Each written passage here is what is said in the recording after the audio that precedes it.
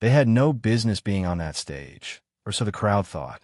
Two little girls, no older than 9, standing barefoot on splintered wood in faded dresses too big for their small frames. The saloon crowd was ruthless, rough men with harder hearts, used to bullets and cards, not lullabies. When the twins opened their mouths to sing, the room burst into cruel laughter. Bottles clinked, voices jeered, and for a moment, it looked like they'd be swallowed by shame. But then, a shadow stood.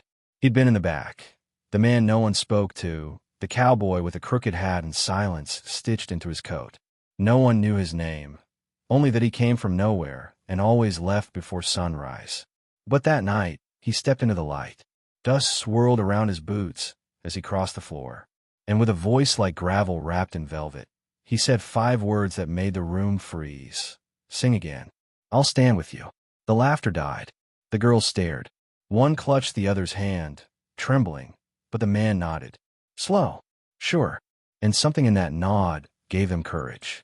They sang again, voices quivering at first, but growing, stronger than anyone expected. The cowboy didn't move.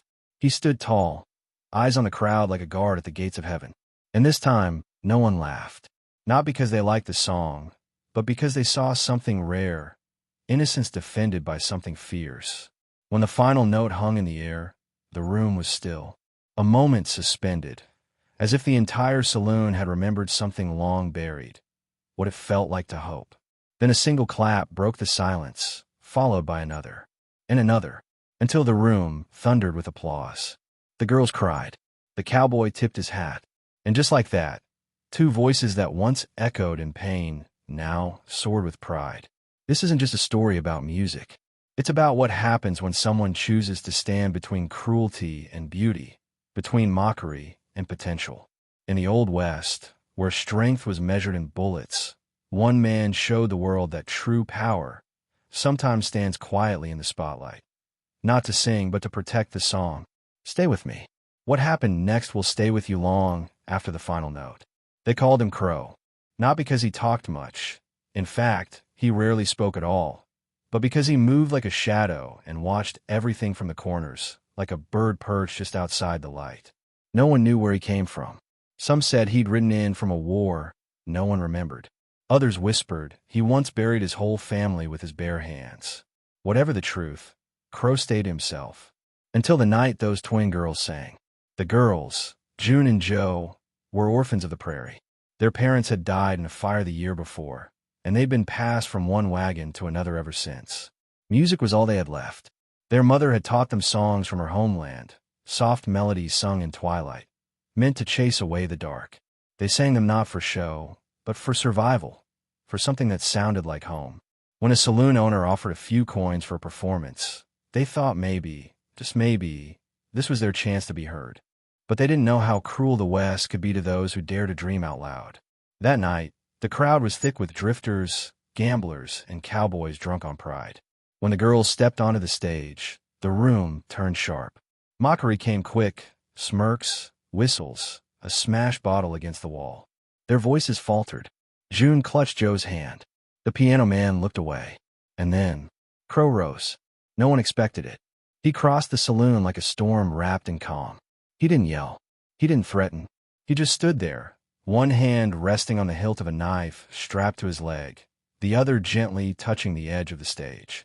His eyes didn't challenge the crowd. They warned it. And then, turning slowly, he looked at the girls and gave the faintest nod. That was all it took. Joe took the first note, barely above a whisper. June followed, their voices trembling but unbroken. The song, a haunting ballad about wide rivers and lost mothers, filled the room like smoke. Crow didn't move, didn't blink. He held that space like a wall against the world. And the crowd, as if hypnotized, listened, because somewhere deep inside their weathered souls, they remembered what it was to be protected. When the final note faded, there was no applause at first, just breath, deep, steady, and unsure. It was as if the room had forgotten how to respond to something so real. Then, as if snapped from a spell, a man in the corner, the oldest in the room, stood and clapped once. That single sound echoed like a gunshot.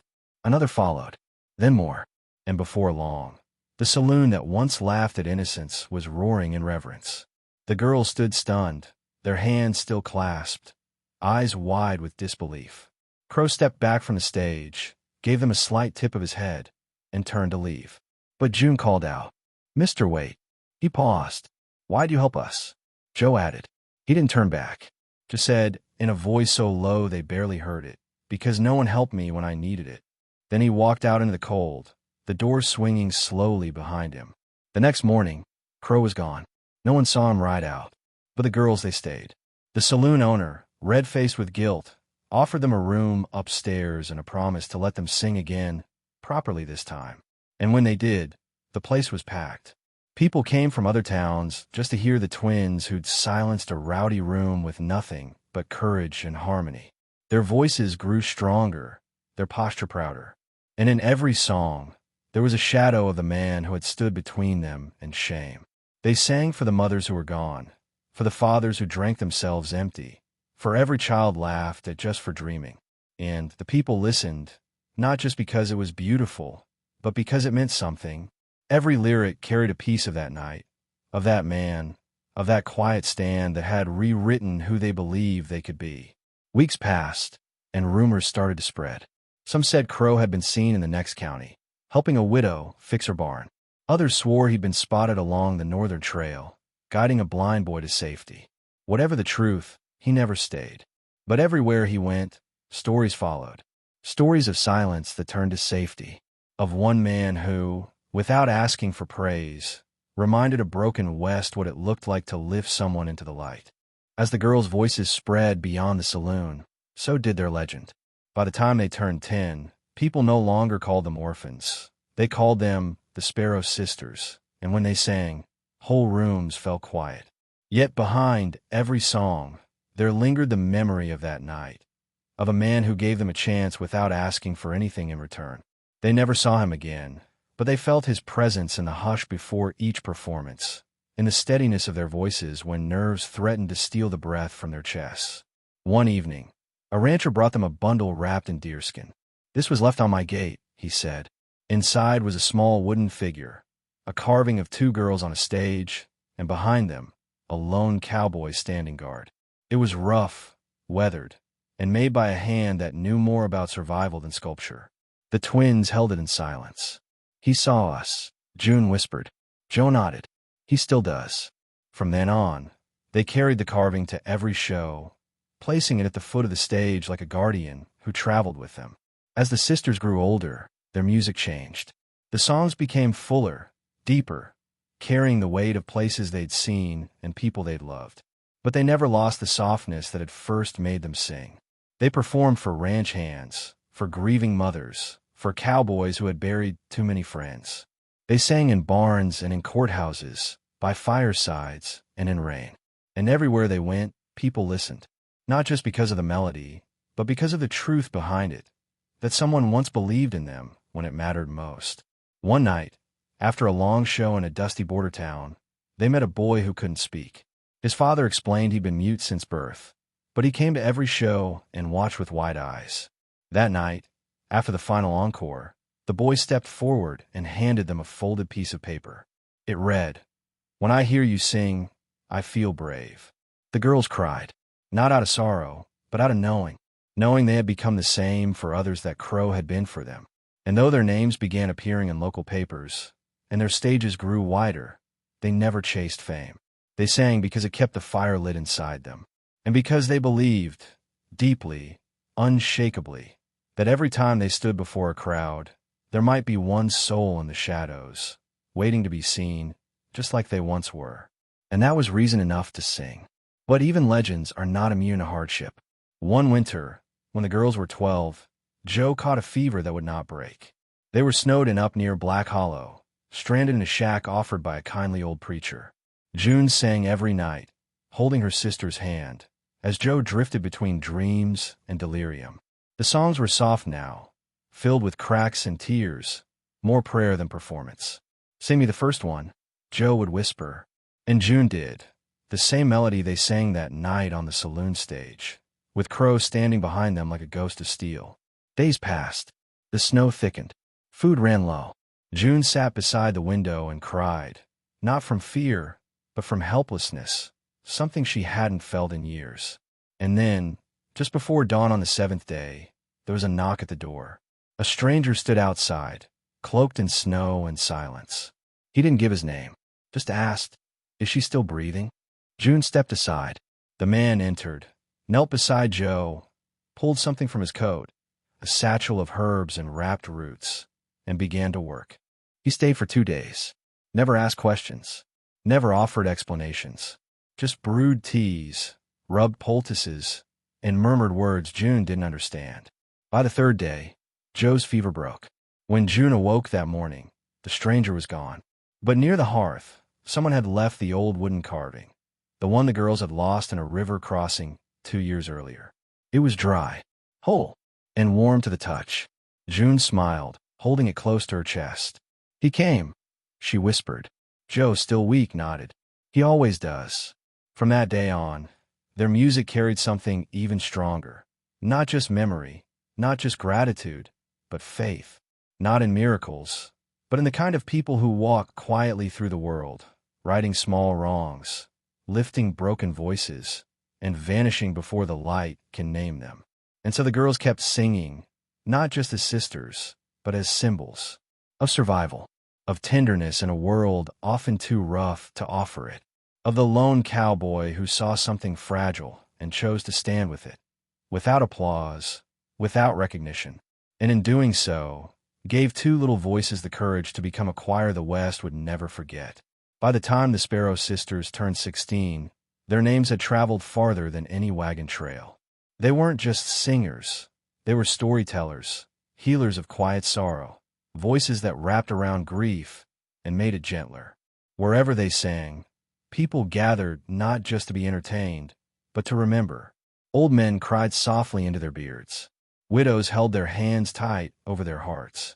Even the toughest ranchers leaned their heads down, as if the music helped them carry something they hadn't realized was heavy. But even in their growing fame, the sisters never let the world harden them. They stayed humble, often riding into the poorest towns first, singing for children who had never seen a real stage. And every show began the same way. June would step into the light, place the old wooden carving down at her feet, and say, "This one's for the man who believed we were worth hearing." It wasn't a performance. It was a ritual, a promise kept. One summer, while performing in a mining town split by greed and gunfire, the girls' song stopped a fight before it could begin. 2 men, sworn enemies over a land dispute, stood frozen in the back of the hall, tears streaking their dust-covered faces as the twins sang a lullaby about forgiveness. After the song ended, they shook hands and left together. No one clapped. They just watched in awe. And somewhere in that silence, the girls felt it again, that presence in the room, unseen but felt. Later that night, as they packed their things, the innkeeper approached them. "You won't believe this," he said, "but someone left this on the bar." It was a fresh carving. Not polished, not perfect, just real. 2 girls standing on a stage, and a man in the crowd, his hat low, arms crossed. The wood was still warm. Joe smiled and whispered, "He was here." June nodded slowly. "He always is." They placed the new carving beside the old one. The wood was different, but the feeling was the same. It wasn't about the figure. It was about the meaning. A reminder that someone out there still watched, still guarded, still believed in the kind of bravery that stood quietly beside the fragile and made it unbreakable. As their legend grew, people began to seek them not just for music, but for answers. Parents brought their children, hoping to spark confidence. Widows came asking if the girls knew how to live with loss. Even lawmen and gamblers sat in the back of dusty halls, not to be entertained, but to remember the kind of strength that doesn't wear a badge or carry a gun. And in every place they visited, people whispered the same question: is it true there's a cowboy who follows them? They never answered directly. Instead, June would tell the story, not the one of fame, but the first one. The cold night, the cruel saloon, the jeering laughter, and the man who stood when no one else would. And Joe would always finish the tale by saying, "He didn't save us to be famous. He saved us so we'd know how to do the same for others." That, more than any melody, was what left people weeping. One autumn evening, After a performance beneath a blood-orange sky, the girls walked out to the edge of town. The wind had picked up, dry and fast, carrying dust like old memories. That's when they saw it. Hoof prints. Dozens of them. Too many for a single rider. Too perfect for a herd. The patterns circled the clearing where they had just sung. No horses in sight. No riders. Just the prints. And in the center, a feather tied in red thread, left atop a flat stone. They didn't speak. They didn't need to. They knelt together, hands over hearts, eyes wet with gratitude. Because they knew, not just that he was watching, but that they were no longer alone. He wasn't the only one anymore. Others had joined him. Maybe not cowboys. Maybe not riders. But guardians in spirit. People who had heard their songs, seen their kindness, and chosen to stand for something sacred too. That night, as they rode out under the stars, they sang not to the crowd, not even to themselves, but to the dust, to the wind, to the watchers who rode quiet trails and stood at the edge of every stage, unseen. And as the moon climbed high, the sisters kept singing, because somewhere out there, one man had shown them what a single act of courage could become. And now, the West would never be the same. Over time, the girls grew into women, but their hearts never lost the tenderness of those two little souls once mocked on a wooden stage. Their harmonies matured, deeper, richer, the kind of music that didn't just move a room, it healed it. They traveled further now, to cities where the desert gave way to brick and smoke, but they always returned to the small towns, to the saloons and barns where stories were still carried in calloused hands and weathered eyes. One evening, in a town carved from red rock and sun-split trails, a man limped up after a show. His coat was worn, his voice soft. "I lost my daughter last spring," he said. "But tonight, when you sang, it felt like she was sitting beside me again." He pressed something into Joe's hand, a harmonica, old and dented. She used to play this. Thought maybe it belonged in a place where music still means something. The sisters didn't speak. They hugged him, and for a while they just stood there, letting silence do what words could not. Stories like that became common. The Sparrow sisters weren't just singers anymore. They were keepers of grief, of memory, of the invisible threads that tie strangers together. And behind every gesture, every song, there was still that man in the crooked hat, his presence echoing like bootsteps on hardwood. Some said he had passed on, years ago. Others believed he was simply part of the West now, woven into the land, riding alongside dust devils and prairie winds. One morning, while camped near a stretch of land older than maps, Joe woke early and wandered out to the ridge. That's when she saw them, carvings, dozens of them, resting beneath a twisted juniper tree. All rough, all real. Some of twin girls, others of riders. One of a stage, empty except for a small wooden box and a hat. Joe's throat tightened. She knelt, ran her fingers over the wood, and smiled. He had been here, or someone who knew him had. She brought June later, and together they sat for hours, placing a carving of their own, one they'd kept hidden for years. It was simple, two girls standing strong, and behind them, a cowboy with no face, only a hand resting gently on their shoulders. They placed it in the center, among the others. No words, just the wind. And that night, when they performed, something in their voices shimmered, a quiet power that made even the stars seem to pause and listen. Eventually, their travel slowed, not from weariness, but from purpose. The girls, now women, built a school in the valley below their childhood trail, carved from pine and stone, where children who'd lost their way could learn not only letters and numbers, but how to be heard. They taught songs, of course, but more than that, they taught courage, how to find it, how to stand in it, how to protect it in others. On the walls hung drawings from young hands, all of them echoing the same figure, a quiet cowboy standing tall. The children didn't know the full story, but they felt it. And every year, on the day of the sisters' first stage, they held a celebration. Not for fame, not for applause, but for the man who stood when it mattered. They called it the Night of the Rider. No one said his name, but they didn't have to. One evening, June sat alone by the window as the wind curled across the ridge. The stars were soft, familiar. She held the original carving in her lap, the one he'd left so long ago. The edges were worn smooth by time, but the feeling was as sharp as ever. She whispered into the night, "Wherever you are, thank you." And in the silence that followed, she swore she heard it. The faint tap of boots, the jingle of reins, a breath of wind that felt like memory brushing her cheek. Joe joined her soon after, holding a bundle of letters, notes from people across the country.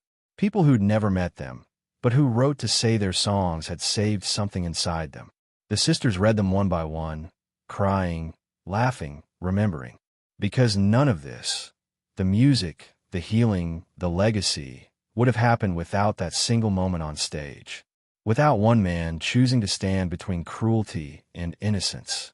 And as the firelight flickered, casting long shadows against the wooden walls, the sisters knew something with quiet certainty. They had never walked alone. At every show, on every road, in every note, he had been there. And when the time came for them to step off the stage for good, they wouldn't be afraid. Because the man who once stood behind them still did, in the hearts of all who had learned from his silence how to stand with others. As the years passed, the school grew, not just in size but in soul. Children who had once been mocked for stuttering, too shy to speak, now stood confidently before small audiences, reciting poetry or singing their first shaky songs. Some arrived carrying nothing but fear. They left with music in their voices, and a sense that they mattered. The Sparrow sisters watched all of it unfold with quiet joy, knowing their journey had come full circle, from the bruised silence of a stage to the rising chorus of a new generation. The sisters aged gracefully, their voices mellowing like honey steeped in time. They sang less now, but when they did, the whole valley came alive. People traveled for days to hear them, not because they saw performance, but because they wanted to feel something real. And every time they sang that first song, the one about rivers and mothers, the audience would go still, hearts wide open, as if the past was stepping into the present to kneel quietly beside them. And always, the old wooden carving was there, now protected in a glass box on the mantel above the hearth. Visitors would stand before it in reverent silence, like it was a relic. Some wept, some just smiled. It was no longer just a carving. It had become a symbol of everything the West often forgot, that a single act of kindness, even from a quiet stranger, could change the entire course of a life. Or two, or hundreds. One cold morning, a young girl arrived alone at the school. She couldn't speak, not yet. She carried no suitcase, only a folded piece of paper. June opened it. Inside was a sketch, two girls on a stage, with a man behind them, his hand resting lightly on their backs. Below, the child had written only 5 words. "He told me to come." The sisters exchanged no words. They simply opened their arms and pulled the girl into their embrace. That night, the girl stood beside them as they lit candles along the ridge. Not for mourning, but for memory. For the cowboy who had lit their path so many years ago. For the invisible guard who had passed his courage on like a torch. And as the candles flickered in the dark, the wind rose, soft at first, then stronger. And with it came a sound, distant, steady, unmistakable, the slow rhythm of hooves in the night. They closed their eyes, smiled. He was still riding. In their final years, the Sparrow sisters no longer sang from stages, but from porches, rocking chairs, and quiet garden paths where young voices gathered to listen. The music didn't need amplification.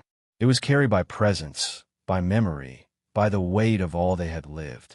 And when people came, and they still did, from every direction, they didn't come to witness performers.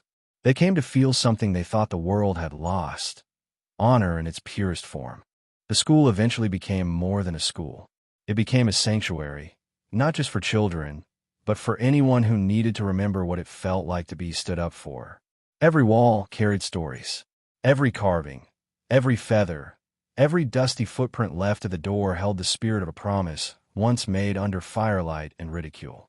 The story of the cowboy had become legend. Yes, but for the sisters, it was never myth. It was home. And then, one morning, the candles were lit again, not out of sadness, but in deep, glowing gratitude. The sisters, now side by side under the old juniper tree, were laid to rest with the same reverence the land had once shown the man who lifted them. There was no grand ceremony, no preacher, Just the sound of a child's voice singing the song that started it all. Soft, shaking, but brave. And as her voice lifted, the wind shifted, and the valley remembered. Visitors still come. Some leave letters. Others leave handcard writers, still warm from trembling hands. And if you stand long enough in the clearing, you might feel it. Not the chill of ghosts, but the warmth of a man's hand resting just behind your shoulder. You might hear it too, hooves in the grass, and the low hum of a song never fully finished. A song that rides with every heart that's ever been seen in its smallest, most trembling moment, and stood for. So remember this: greatness doesn't always roar. Sometimes it whispers from the back of a saloon, rises slowly to its feet, and lends its silence to someone who can't stand alone. Yet, and when it does, it builds legacies. Not with fame, not with noise, but with one brave act of kindness. That's how legends begin. That's how the West sings. And that's why, even now, they still ride. Some stories never needed to be shouted to be heard. They echo because they were lived in silence, in sacrifice, in small, unshakable moments of courage. What began with two little girls and a quiet man in the back of a saloon became something far greater than a performance. It became a reminder to a rugged world that real strength isn't always loud. Sometimes it simply stands up when it matters most, and stays standing long after the stage lights fade. Eli Crow never asked for recognition. He didn't stay to hear the applause or wait for his name to be carved into wood. But he left something more permanent, a legacy made of courage passed from soul to soul.